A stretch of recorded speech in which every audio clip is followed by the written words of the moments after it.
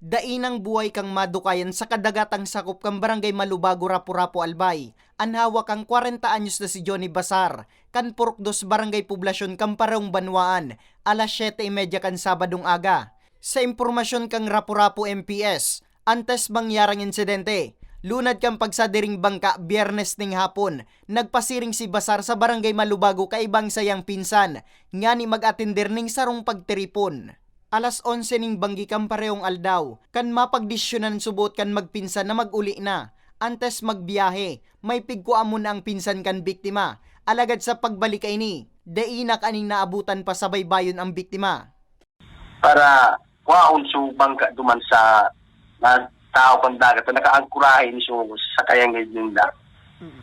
Dahil niya na nakakuha dahil niya na nailing si biktima kung napasain, sagot siya nagparahanap na siya. Dahil na nakakuha. Iyon na itong pagkaaga, nailing na kang mga tao duman na nagpangalutan duman sa kadagatan kang Barangay Malubago. Sigun kay Balonso, mayo man sindang nahiling na foul play o sinyalis na kinulugan si Basar, nagluluwas na pagkabutod ang ikinagadan kang biktima.